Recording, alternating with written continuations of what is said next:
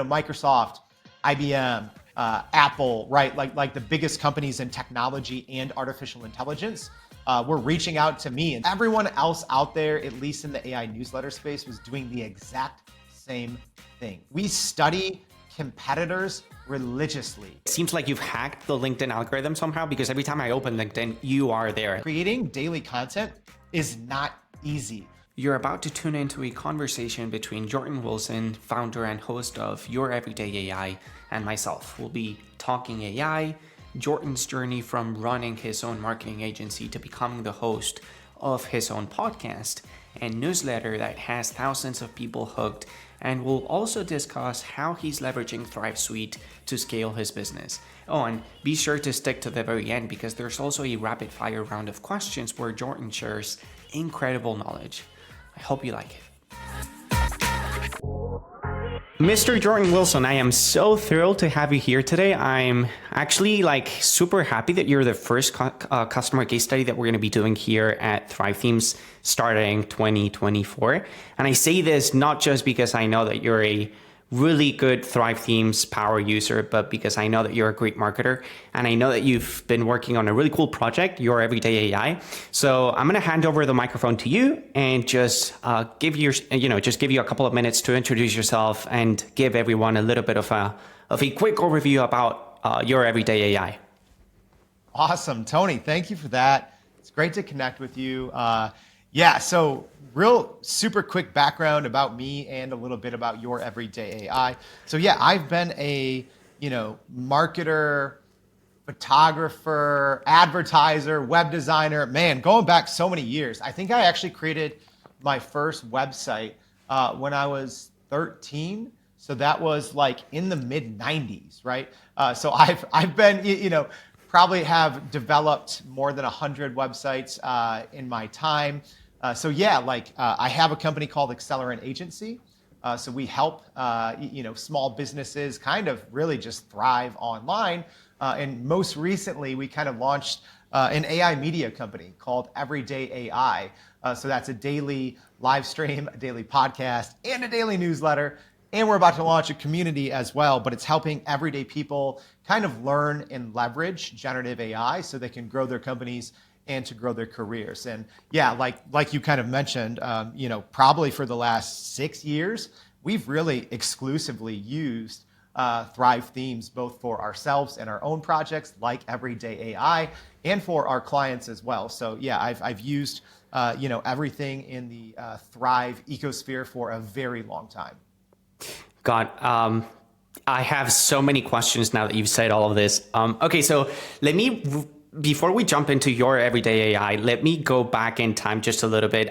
We don't have to talk a whole lot about when you were back, when you were 13 years old, but what really drew you to not just web development, but online marketing? Because as a host or as a podcast creator, you got to know about online marketing. You have to be passionate about marketing yourself, putting your content out there. So what really made you make the jump from being, an agency owner to being a podcast creator? I mean, it's a leap.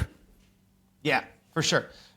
It's actually funny because I started the Everyday AI podcast in, I think it was April of 23. So it hasn't even been a full year yet. But I actually did a daily podcast back in 2008. I was the editor at my school's daily newspaper. So it was a daily newspaper. And at that time, I'm like, podcasts weren't super popular. It was almost like if you were listening to a podcast in 2008, you were like a geek, right? Like you were one of those people that had multiple monitors and big headphones and didn't talk to humans, right? Like that's what listening to a podcast was back in those days. But I literally did a daily podcast kind of breaking down the news for my local community. It was Carbondale. I went to SIU Carbondale. The newspaper was the Daily Egyptian. And I literally did every single weekday a daily podcast recapping the news. And then we kind of linked that on the website. So I guess for me, Everyday AI wasn't a big jump actually going into podcasting, because I had already done, probably not quite 100, but probably almost 100 little podcasts before. So it wasn't actually a huge jump. Now, okay, now you probably noticed that there were massive differences between doing a podcast last year as opposed to doing a podcast in 2008. But technology has advanced, things are much faster, easier, they're more accessible overall. But did you still face any challenges when you were thinking about starting your own podcast? Yeah, I mean, of course. There's always to start something to go from zero to hopefully successful. Yeah, there's always challenges. One of those is getting an online presence up, right? Because so much of creating a successful podcast isn't actually the podcast itself. It's what happens before and it's what happens after the podcast that really depends on if it's successful or not, right? You can have a podcast that the actual content itself is unmatched, right? But it can be not successful if you don't have the right engine powering it and the right kind of process after the fact as well. So yeah, of course there were challenges, but luckily a lot of those challenges we already had good experience in because kind of what we needed to do for ourselves at Everyday AI, we had already been doing a lot of these things for clients for years. So yes, of course there was challenges, but I think that we were able to meet those challenges head on and accomplish them, mainly because it was all these things that we were building muscles, doing a lot of these things on the content strategy, advertising, marketing side for our clients. So it was kind of, I won't say easy, but it was a seamless transition to start doing those things for ourselves. Okay, now you've been in front of the camera now for almost a year, but from 1 to 10, how hard was it for you to first get in front of a camera? Because I can tell you firsthand, when I started working here at Thrive and I started doing weekly videos, God, I was terrified. I mean, it is hard. It takes courage to put yourself out there in front of a camera. How hard was it for you? Yeah, this is weird. For me, it wasn't hard at all. Which I know I'm not in the norm there because I think for most people it's extremely difficult, right? But I came just with my background. I was always in a position of having to be uncomfortable. I was always in a position of, maybe having to get up and speak in front of people. So I think I went through that same process of, kind of people being camera shy. I went through it, right? Because I spent right before I launched Accelerant and launched Everyday AI. I spent about 10 years working at a nonprofit called Triple Threat Mentoring. But that nonprofit, we essentially just became an activation agency and a creative agency for Nike and Jordan brands. So literally countless times, I would find myself having to speak in front of sometimes hundreds of people or very high up now professional athletes, right? So I took a lot of those, kind of uncomfortable growing pains in terms of, quote unquote, getting in front of people earlier on in my career. So at least for me, getting in front of the camera was easy because if you feel confident in the content, and if you've already gone through that, uncomfortable phase of personal or career growth in terms of quote unquote getting yourself out there, I don't think the medium of me versus me talking in front of people or giving speeches or speaking at large events, I don't think it really impacted me as much, and the transition was easy to just getting in front of a camera. I mean, you sound confident. Let me tell you, you sound like this. You were born with this natural talent of just being able to express yourself in front of people. It sounds terrifying being in a room with NBA athletes. Let me tell you though. Now, Yeah. in a year, you've done a lot of podcast episodes. I'm assuming that you've learned a lot, in the past 365 days. Looking back, is there something different that you would do today if you were to start Everyday AI all over again from scratch? Aside from the timing of it, yeah, I think so. I think even just the way, and this is maybe my marketing and advertising background, I think I was overly strategic. That's the way my brain works. So there's this saying amongst some of my friends or entrepreneur friends that I talk to. I say that we at Accelerant or myself, it's like guaranteed singles, right?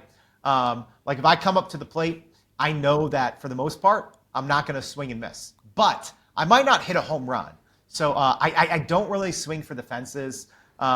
It's very strategic, step by step, almost like fail-proof ways that we launch projects. But at the same time, I think with how fast everything in this AI space is growing, if I'm being honest, I don't really think we have that luxury anymore. That if we want this to be the level of success that I think it can be, I don't think we can go forward with that guaranteed singles kind of mantra much longer, because this is something now. Like I said, there is so much more competition in this space. I think we've found a very high level of success pretty early on. We're consistently a top 10 tech podcast on Spotify. We're technically the #1 AI-centric podcast out there right now. So we did kind of get that, guaranteed singles success, so to speak. But I think 2024 is going to be the year of swinging for the fences.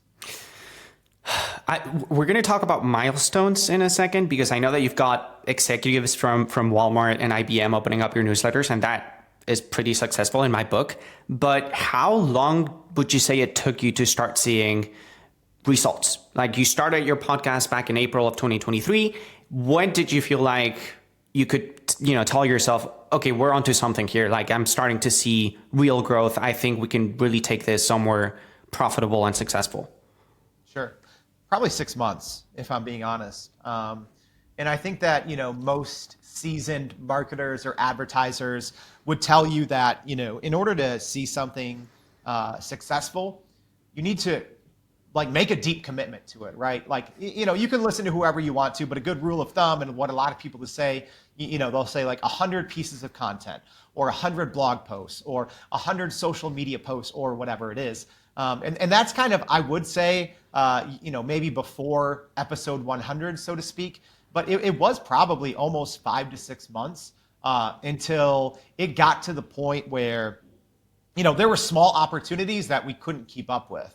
And it was kind of at that point that I had people from huge companies reaching out to me, literally, and I usually get a couple of these a week, but high-ranking employees from, Microsoft, IBM, Apple, right? Like the biggest companies in technology and artificial intelligence were reaching out to me and saying, hey, love the podcast, right? So that really started happening right around the 6-month mark.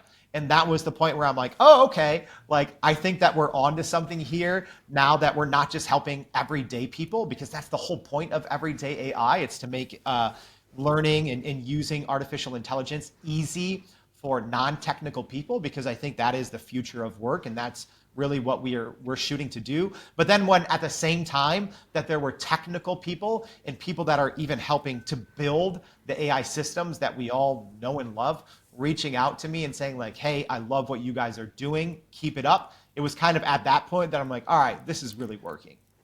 So you started seeing results at month number 6, give or take, but you were consistently posting, creating a podcast Monday through Friday for 6 months. Not just that, but you were sending out a newsletter. How does a human being do this while at the same time take care of your Accelerant stuff? Great I mean, I'm assuming question. that you have you got a probably a standard, an SOP, a method in place where you first need to work on your newsletter, and based on the content that you've crafted up for your newsletter, then you do your show. Is it the other way around? How does an entrepreneur start a podcast and is able to do it on a daily basis? Yeah. Well, I mean, first of all, it's definitely not me alone, right? My colleague Brandon is always, kind of the 1-2 punch there. It's kind of like me and him tackling this. But aside from that, yeah, even going back to, kind of my concept of being overly strategic and guaranteed singles, we put probably early on way more emphasis on the processes than anyone would put that early on, right? Normally, I think you only pay that much attention to your systems and processes after something gets successful. but we really focused on it early on, right? Like going down to, documenting our processes in a spreadsheet, step by step, what tools we use at each step, even doing things like timing, right? Like how long does it take to do step 3? And then we revisit it probably every month. Because as we, add things or tweak things, we always wanted to make sure that we weren't, getting more, putting more time into it than the results that we were getting out of it.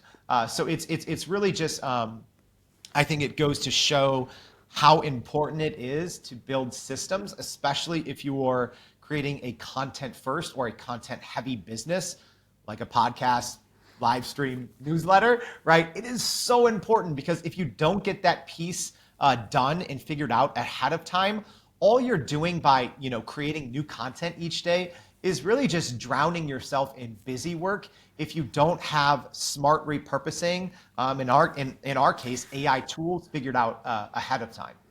Every time I open up my LinkedIn, you're there.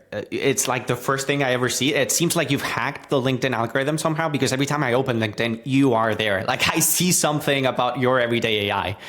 Is LinkedIn your primary top of funnel way of getting new listeners into your podcast? Yes. And it was strategically built that way because what I saw is there's a lot of other AI newsletters out there, right? And that's obviously a big piece of everyday AI. But I noticed that everyone else out there, at least in the AI newsletter space, was doing the exact same thing, like literally to a T. So a big part of even, this goes to our background at Accelerant, we study competitors religiously, right? Like spending so much time. And we literally have a chart of what all the other, quote unquote AI newsletters were doing, their acquisition strategy and everything. And what we quickly noticed is, mostly everyone is acquiring the same type of customers. They're just acquiring people from Twitter, from these, hey, here's my 10 tools of the day, or here's 20 ChatGPT prompts to help you grow your business, blah, blah, blah, right? So we were strategic in making LinkedIn actually, top of the funnel, because that way we can go after exactly who we want to be serving with everyday AI. And not only that, but everyone else, they probably have very little clue aside from what demographic information might be available in Google Analytics or something like that.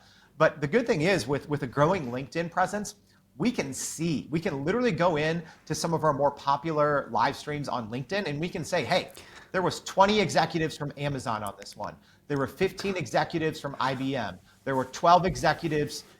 You can't get that anywhere else. You can't get that on any podcasting platform, on any newsletter, website, anything. But that's one of the reasons why we were very strategic in heavily investing in LinkedIn early on, because I think that gives us a competitive advantage on knowing exactly who is listening, who is engaging, and who we're ultimately serving and trying to help.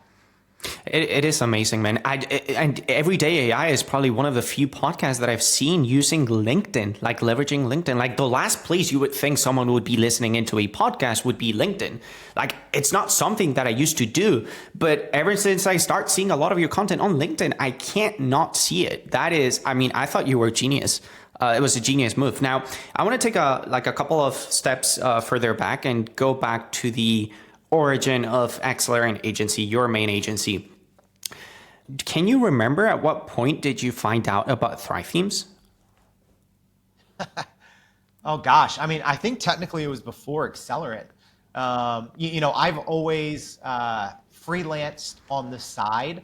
So even before I started Accelerant, I was building websites for, friends, or I would take on small little projects. So I would say, man, I don't even know when Thrive Themes launched. I'm sure you know this, but I'm guessing it was probably we started using it I started using it, on my own freelance projects, probably in 2017. Maybe a little bit before then. But no, I don't. To tell you the truth, I don't even remember the first project that I used Thrive Themes on. I know that I used kind of at my old job. At the nonprofit, we built the website on WordPress.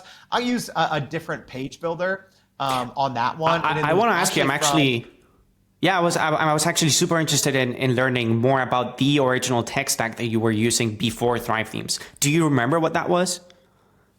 Yeah, so I know even from a theme standpoint, we use Divi. Uh-huh. And at first, when I first used Divi, I was amazed early on, right? Just bear with me here. So I was amazed, right? Because I came from a world, I'd build a lot of websites in WordPress. So, most people were using what was called like WP Bakery, right? Duh. Which yeah, I know, right? Which at its time when it first came out was like, oh wow, this is great. And then when you make the leap to something like Divi that had a little bit better editing, you were like, oh wow, this is even better. And then kind of where my frustration came is Divi, in my opinion, and in all of my testing at the time, was so bloated, right? Not just on the front end for the user, but the back end as well. I'm sure they've probably made improvements ever since, but it was from that frustration, I believe, that led me to discover Thrive. And at least in my early testing, probably one of the first. It definitely wasn't the first site, but one of the first 5 sites that I built with Thrive Themes was the Accelerant agency site. Back in, that was probably 2017, and at that point, I was like, oh wow, this is so much better than any other WordPress page builder or block builder or whatever it was being called at the time, or theme builder. And at that point, it was really just Thrive only for ourselves, our own projects and client projects and everything after that. So you felt like making the switch to Thrive over from Divi made things feel faster, not just from a user perspective in the front end, but you as a developer building on WordPress. It felt faster. It felt more comfortable, easier to use. Yeah, I think not just faster, but even just from a, if we want to get like technical in the, UI UX, right? Again, I can't speak to like what, Divi and other page builders do now because we only use Thrive. But I just remember the simplicity of Thrive was something that made the web development and design process so much faster. Just kind of having, that dedicated left column, right column made it so easy. Where a lot of times to do something at the time in Divi that maybe took like 10 to 12 clicks would take like 2 clicks in Thrive Architect. So things were just, for my own personal experience and my own taste, just much more intuitive, especially at the time that we started to like put everything, our own projects and client projects on Thrive. Everything was just much more intuitive, fewer clicks. It just made sense, right? Even new features just made sense to use, where others, a lot of time on different platforms, I would have to spend so much time reading documentation, going into forums, going back and forth, YouTube videos, all that stuff, where things with Thrive just seemed much more intuitive. Hey, kudos to our product design team. That's great to hear, man. Let me rephrase that. How are you using Thrive Suite today with your everyday AI, for example? How are you using it in a particular way? I know that your everyday AI is mostly a podcast and a newsletter, but are you using Thrive Suite, a website, in any way, shape, or form? Yeah, I mean, it's, essentially it's one of the, 5 pieces of software that really powers everyday AI on a daily basis. So yeah, like I mentioned, my colleague Brandon. So usually I'll say this: most days we have a guest, right? And after I end the live stream, because Everyday AI is actually a live stream, that we kind of repurpose as a podcast, and we have blog posts and all those things. But a lot of times I might spend, after the live stream is done, kind of offline, 10, 15, sometimes even 20 minutes, chatting it up with the guest. And a lot of times, Brandon's a whiz, but a lot of times at that time, the podcast is already up and the blog post on Thrive is already up as well by the time I'm literally done chatting with the guests. Because they're like, oh, when can we see this? And I'm like, hey, probably by the time we get off this call, it's probably all already live. So yes, Thrive Architect has been a huge part of, I would say our success, because it was, like I talked about, creating daily content is not easy. You really have to have a tech stack and software and tools that you can rely on and that you can really make part of an efficient process as well. And I'd say, even just from, creating nice templates, being able to duplicate those, templates, symbols, all of these, nice little features in Thrive that, relate to being able to quickly reproduce content. It has been a huge driver for our website's growth. Now, I think this is the last technical question or strategic question that I have for you, which is, say that LinkedIn is your primary platform where you're getting most of your listeners. How do you get those people sent over to your website? Because I would assume that your newsletter is growing thanks to your website, thanks to the opt-in forms that you got going on your site, or how exactly are you building up your email list? Yeah, it's a great question. We're doing it in a variety of ways, right? So yes, one of them is obviously, from the podcast, right? So we always leave show notes. We're, pointing back to the website, additional resources on the website, but then also in the live stream. In the live stream, we're usually dropping, on most days when I remember, we're dropping the link to the website, doing it that way. But then also, we're doing some, I'd say some advanced marketing tactics, even running our own mid-roll, ads inside of inside of the podcast.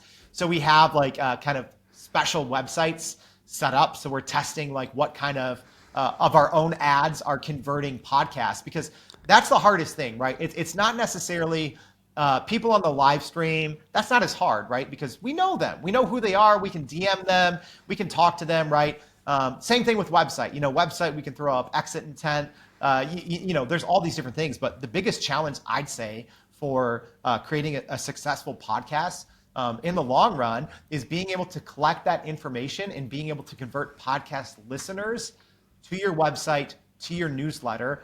So yeah, we actually are just running different mid-roll ads that we have kind of, special URLs set up specifically, and those URLs will just redirect to a specific page on our site. So we'll just test different value adds, different courses, different free resources to drive the podcast audience to a specific landing page on our site. God, this is a mastermind on online marketing, Jordan. I mean, I can tell. Tony, I can tell don't give that secret away to everyone, because so many podcasters don't do that. And that's, to tell you the truth, it's the number one thing podcasters struggle with, is to capture that audience, right? Because, usually, we're right at about 100,000 downloads a month, which is a decent amount for a new podcast. And it is so hard to capture any of that. So that's just one of the ways that we've been doing it. 100,000 downloads a month. It's like a soccer stadium, and every month tuning into what you have to say. I mean, that's a lot of people, let me tell you. So it's also the appetite too. There's a lot of people that just want to learn. So we can't give ourselves too much credit, right? Because there's just so many people wanting to learn AI. Okay, I want to give you just a couple minutes, Jordan, to just list any of the great achievements that you've had so far with Everyday AI. I mean, you've already mentioned quite a few of them, but if you want to take the stage to just, clap yourself, give yourself a clap in the back. Yeah. Sure. Well, I don't want to clap myself on the back or pat myself on the back, because like I said, it's 100% a team effort. And not just that, it's really, I think especially people on the live stream, that are really helping us push this thing forward. But yeah, like I talked about, in a short period of time, we become a top 10 tech podcast. We were the Good Pods, number one AI podcast for the month of December, which is like a podcast aggregator. We're technically, according to third-party metrics, the most listened to AI-centric podcast out there right now. So yeah, a lot of our early accomplishments are really just in the podcast space, because I think that, like I said, so many of the other AI podcasts out there, I don't want to throw shade at any of them, but they're kind of scripted. There's not a lot of life in it, and that's what we wanted. We wanted a podcast that would be very easy and digestible for all kinds of people, not just like smart geeks, or like very bright, AI developers. And we wanted to bring a certain level of energy and enthusiasm and interactivity. I think that's the biggest thing too, is being able to answer, take questions from a live audience. I tell people, like, where else could you ask a question from like a senior director at Microsoft, right? So let's say your company is using Microsoft 365 Copilot. Like, where else can you go and ask a question from a senior director who's helping to build this technology and get an answer, right? So I think that's another piece of why we've been able to accomplish what we have is just that level of engagement. It's like, I think for the longest time, podcasts and even just, content companies, right, are one-way streets. And that's what we wanted to do differently with Everyday AI. We wanted it to be community focused, but to also be a place where people can truly learn things and they can ask questions and connect with each other, right? Like, one of the coolest things for me is hearing from people that met, I kid you not, that met in the comments of our live streams and have created companies together. Like, that's so cool, right? So that's another, like, hey, I can't, put like quantify, that type of accomplishment, but that's huge, right? Like it's really setting out to do these things that we really wanted early on, which is to be like the world's largest community of AI enthusiasts. Can you tell us a little bit more about this community that you're thinking about launching soon? Yeah. So hopefully we'll be launching it mid-January here.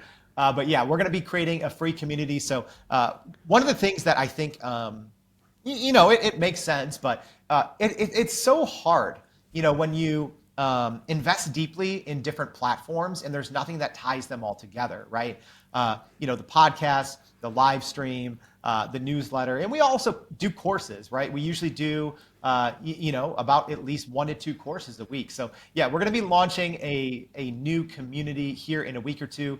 That I'm going to say is this: it's really how our content comes to life and how people can engage not just around the content, but can engage with each other, right? So, we're going to have a show on Thursday about building GPTs, right? So, in the future, after that, being able to connect with people and ask questions, right? So it's almost like having your own social media network, like within and on your website, so you can bring all your different audiences together to continue that, like that little story of like, hey, people meeting in the comments and building something together, how we can be intentional with that and to set up a platform for people who want that. They don't have to find it somewhere else. They can come and find it with Everyday AI. And by the time this video launches, you will have probably already launched this community. If people want to join the fun, would youreverydayai.com be the place to go and learn more information about this? Exactly, yeah. As soon as it launches, you'll see a very large button to join the community. So yeah, hopefully by mid-January we should have that launch. So yeah, hopefully, yeah, by the time people are seeing or hearing this, it should hopefully already be launched. Perfect. I have just a few more small questions for you. Are there any particular Thrive Suite features that we've recently launched that you're particularly fond of? Yes. So these are maybe, you might think of these as small things, but they're actually kind of big for us. So some of the more recent ones that I think we're getting great use out of is even like something as specific as the ability to style, your mobile menu, right? So we just did an update to our mobile menu last month, and being able to just have that, what you see is what you get, drag and drop editor for a mobile menu is so nice, right? So now we can just tuck those, like as an example, the Spotify and Apple and Google podcast links, and with the logos, we can just, grab those icons, from the Thrive Architect, put those in the mobile menu. Whereas before that would be pretty hard. It would be pretty difficult, right? Like that's a small one that we've been loving. Another one is being able to build into our blog post template. So the one that we use every day to put up a new episode.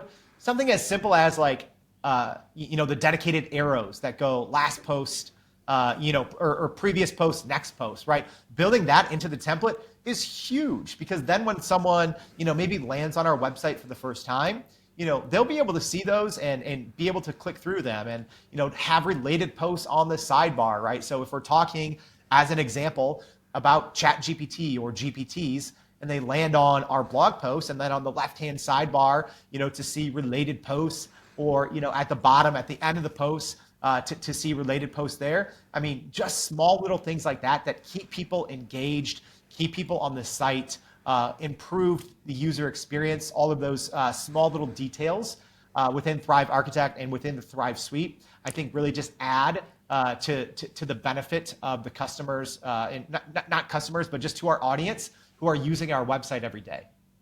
That I love hearing about how our customers are using our tools. It's amazing. Okay, now let's just say that we send Brad on vacation for a day because the guy deserves a break every now and then. And I name you, Jordan Wilson, CEO of Thrive Themes, for a day.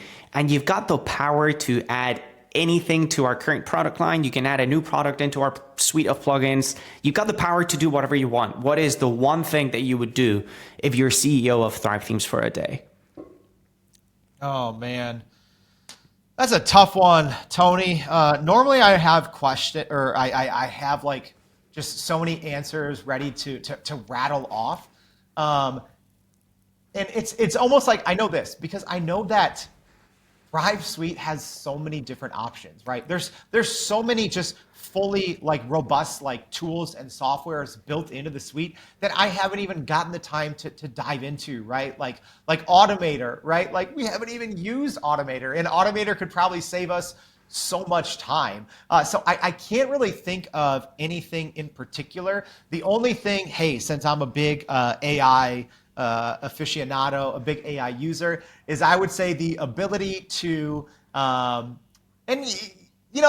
some website builders out there that are experimenting with this technology. Not many of them are very good, but I think that there's going to be a growing appetite for it. But I would say just an AI, either web page or web post builder, where you can just, throw in content, or just, kind of like Canva has their, Magic Studio, where you can type a little 5-word to 10-word description and it'll create a little design. I think something like that within Thrive would be amazing, but to still keep all of your, presets, your theme elements that you have set, to keep all of those. So to still keep, your styling and your H tags and your primary color, secondary color, but then to add the ability to have like a text to design element. Okay. I love the idea. In fact, I'm not allowed to That reveal. That should be so easy, right? Like that's super easy.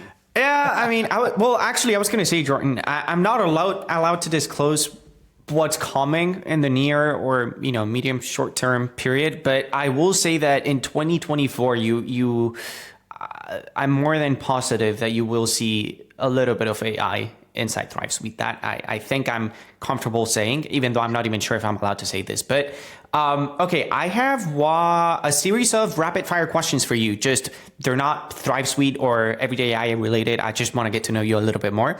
The first one is, what's your favorite Thrive Suite tool?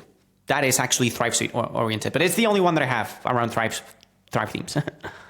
Oh, it's gotta be Architect, right? Like I know it's like old school. That was like one of the originals, right? But I mean, that's expected.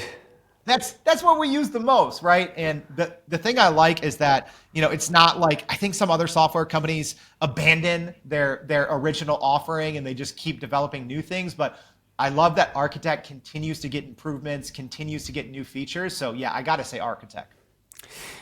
Do you have a favorite productivity tool? ClickUp. Yeah. ClickUp.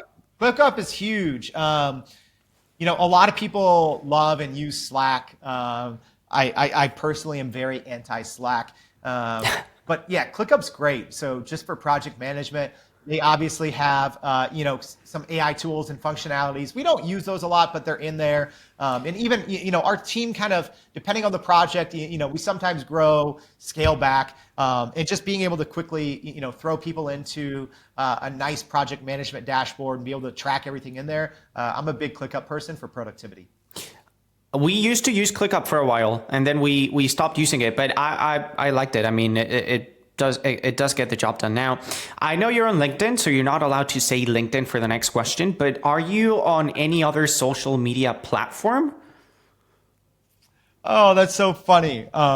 Because literally the only social media platform that I spend any time on is LinkedIn. All right, I will say this: if I have to answer something else, I read Twitter.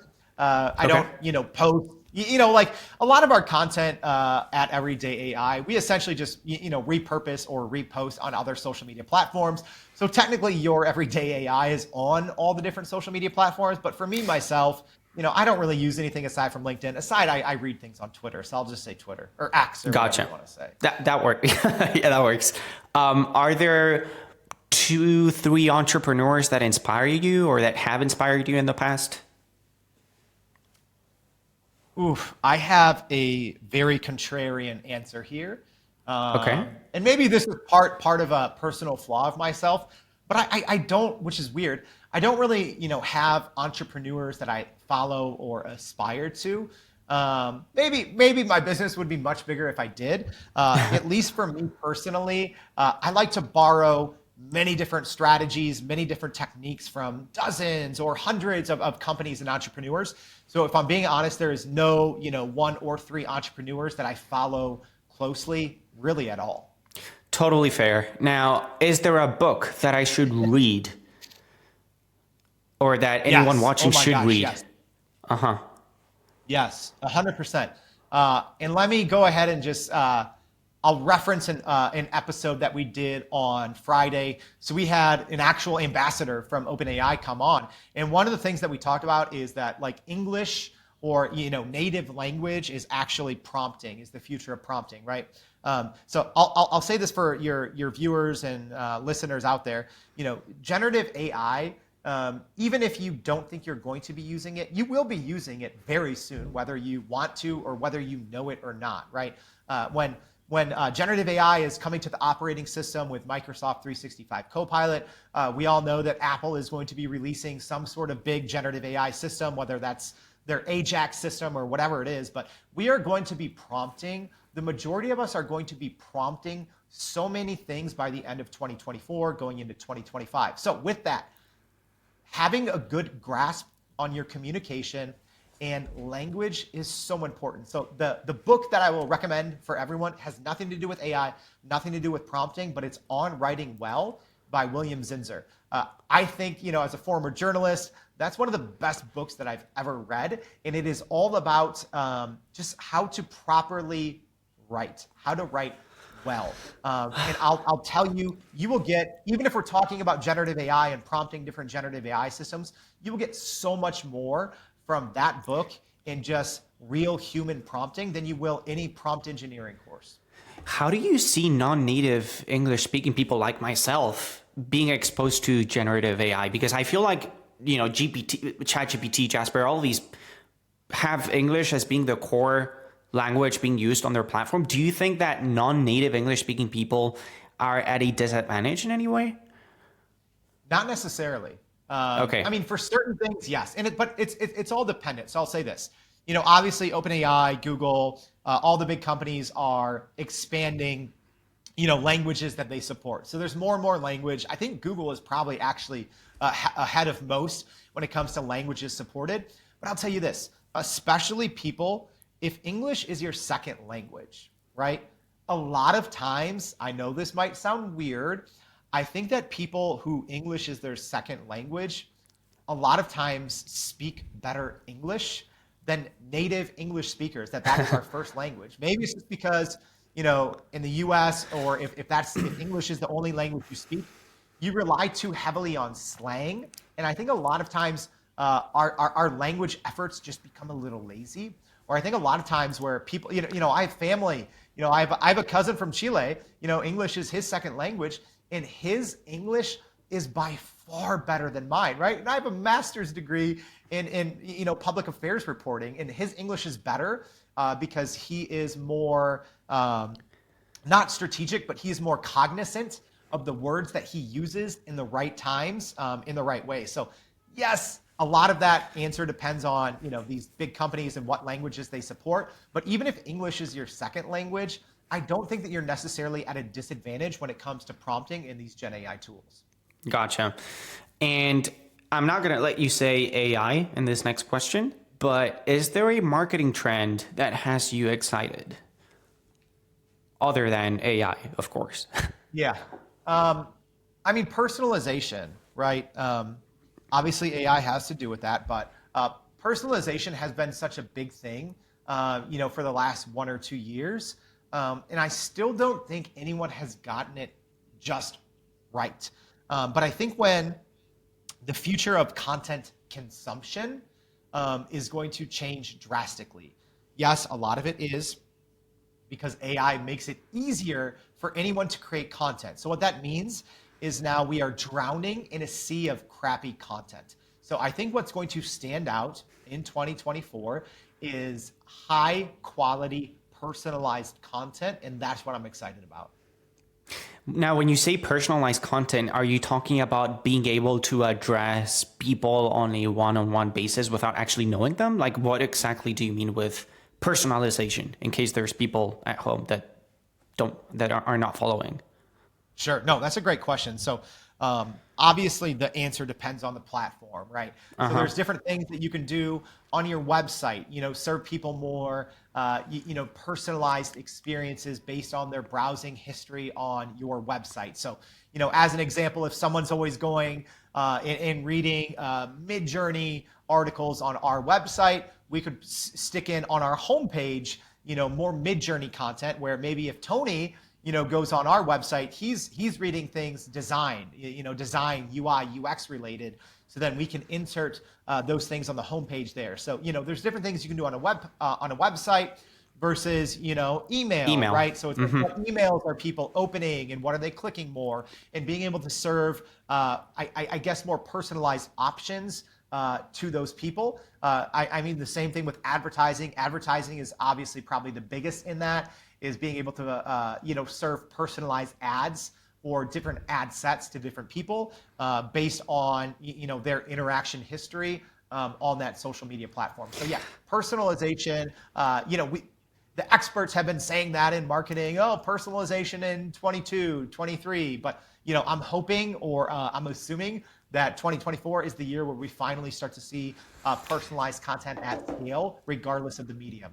Hopefully we can look back at this in a year and be like, hey, Jordan, you were right.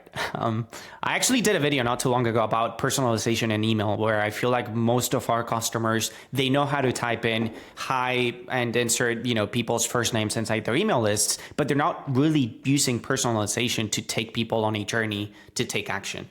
And that is something that I'm hoping people start doing more and more this year. Jordan, it has been a massive pleasure talking to you today. I think this has been a mastermind on podcast marketing, on online marketing, on how you're using Thrive Suite. I truly appreciate your time. And I think that people watching are going to be really grateful for you having spent a little bit of time with me today.